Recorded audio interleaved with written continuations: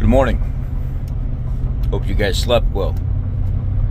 Now, the stories are flying around this morning. Man, people have been doing some digging, conspiring, whatever you want to call it, and they have been just laying it out.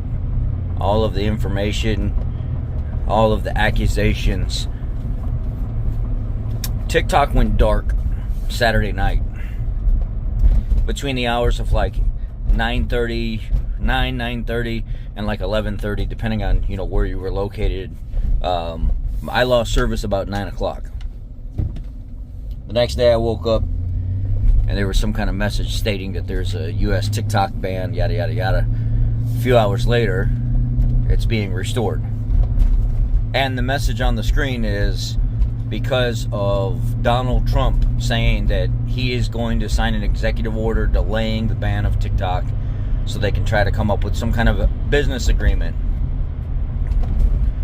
So that's the first news we heard about how TikTok got reinstated. But then all of a sudden people started reporting that their Facebooks started popping up with links. You can link your TikTok to your Facebook.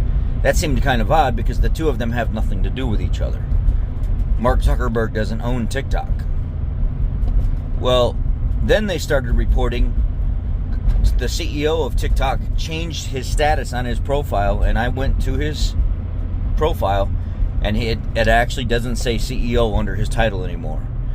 The CEO name has been removed, and it's just a regular account.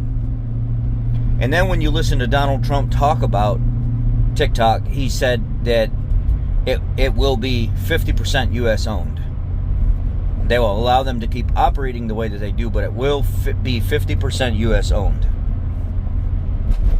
What kind of statement is that? Wow.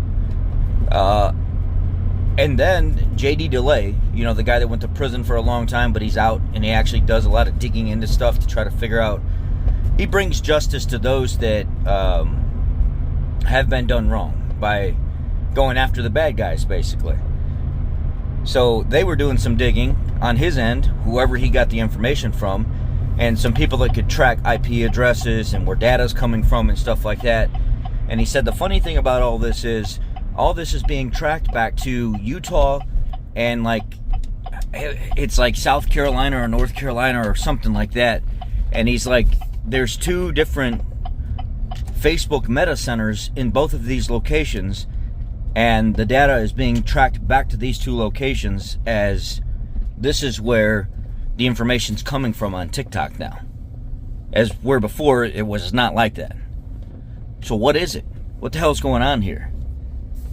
Why did the CEO change his title on TikTok, and why all of a sudden is it asking people to link their Meta accounts with their TikTok accounts with their Meta stuff? And Zuckerberg was sure pandering to Donald Trump pretty heavy before all this happened, talking about how he wants to work with Donald Trump and he wants to make things right and clean up the apps and give people their freedom of speech. What has been going on that they have been doing had to be for months now to come up with this kind of deal, and now all of a sudden everything's right in the world, and our government is they seem to be happy now. Something seems off, and I think they all have something to do with each other, because the very people that wanted to ban TikTok were investing millions upon millions upon millions of dollars into the Meta platform before TikTok got banned. Now all of a sudden TikTok's back online.